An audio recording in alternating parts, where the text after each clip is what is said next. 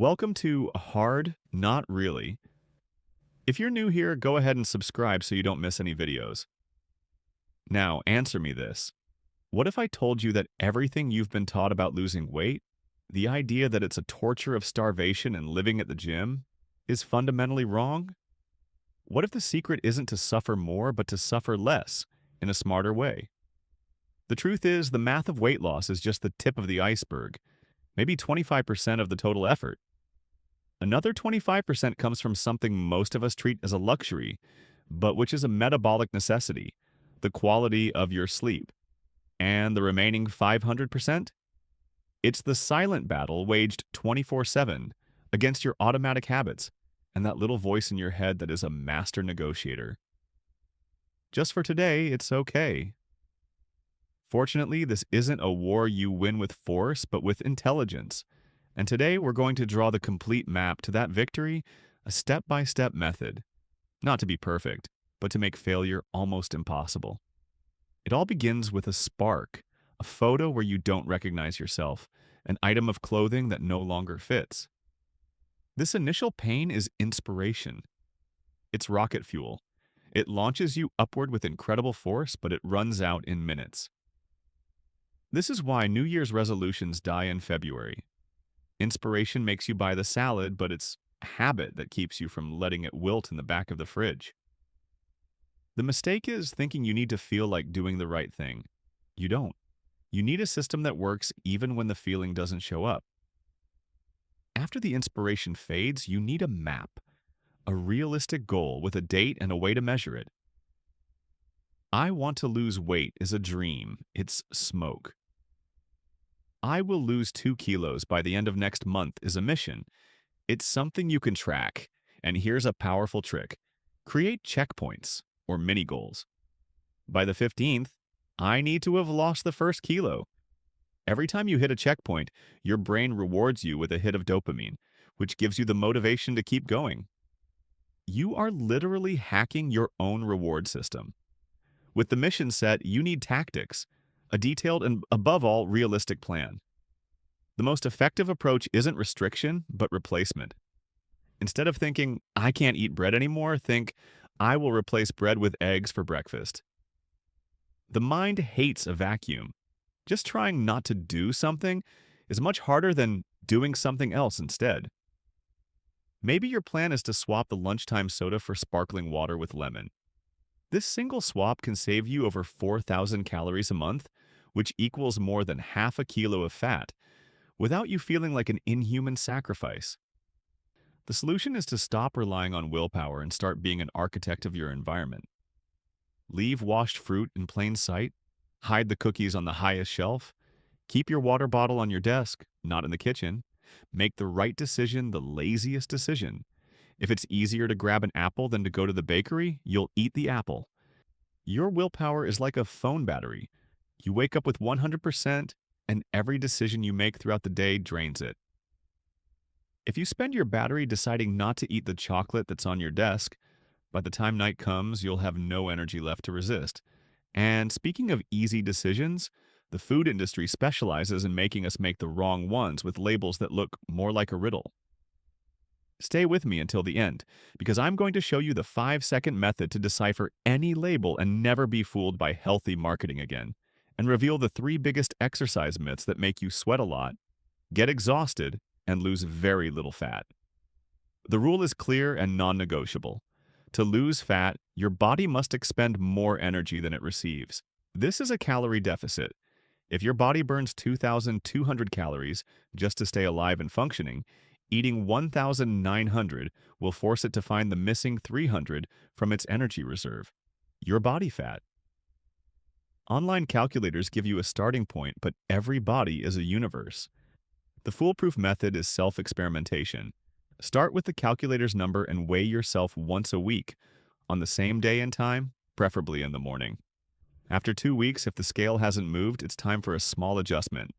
Cut another 200 calories from your daily goal, or add an extra 20-minute walk to your day.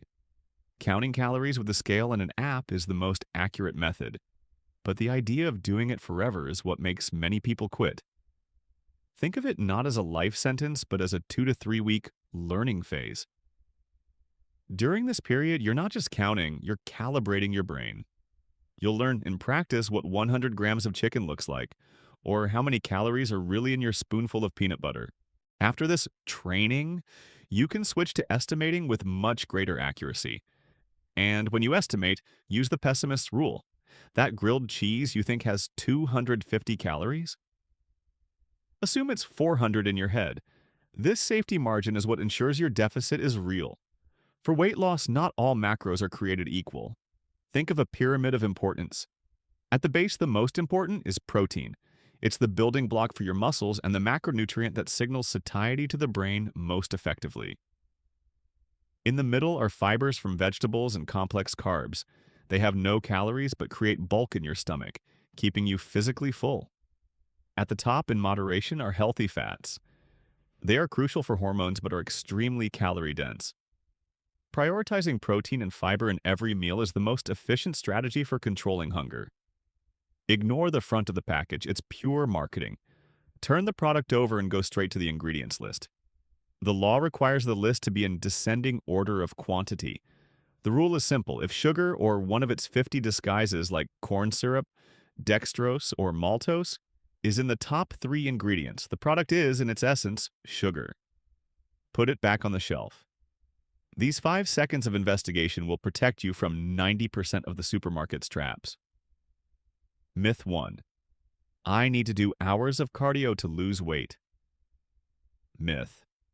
Cardio is great for your heart, but for your metabolism, strength training is superior. Building muscle increases your resting metabolic rate, meaning you burn more calories all day long, even while sleeping. Myth 2. Sweating a lot means I'm burning a lot of fat. Myth. Sweat is your body's cooling system. It's water loss. Fat burning is an invisible chemical process.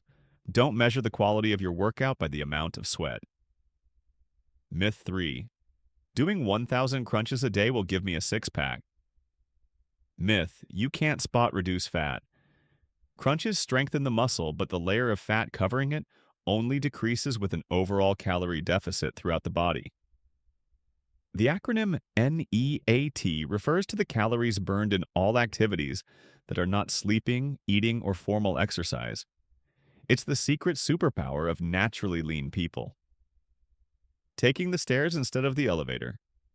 Parking farther away in the lot, standing while on the phone, fidgeting, taking short breaks to stretch.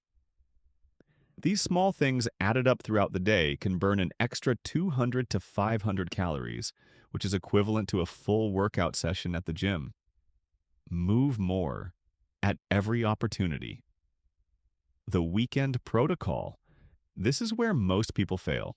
They create a 2,000 calorie deficit from Monday to Friday, but consume a 3,000 calorie surplus on Saturday and Sunday, nullifying all their effort. You don't have to lock yourself at home. The rule is choose 1 to 2 meals on the weekend to be your free meals, not the entire weekend. Eat what you want in those meals. Enjoy it guilt-free. And then, in the very next meal, get right back on the plan. This gives you mental flexibility without destroying your physical progress. The weight loss journey is not a straight line.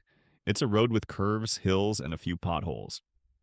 The secret isn't having a perfect race car that never breaks down, but knowing how to change a flat tire and continue the journey.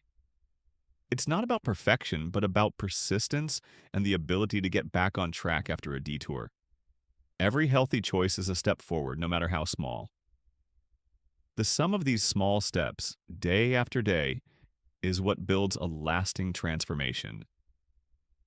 A transformation built not on suffering, but on building smarter habits. It's about finally feeling in control, not just of your weight, but of your own choices. This is the ultimate victory, when doing the right thing for your body feels more natural than doing the wrong thing. If you're ready to stop just starting over every Monday and finally build a system that gets you to your destination, subscribe to the channel. Let's take this journey together with the best tools and the right map in hand, one habit at a time.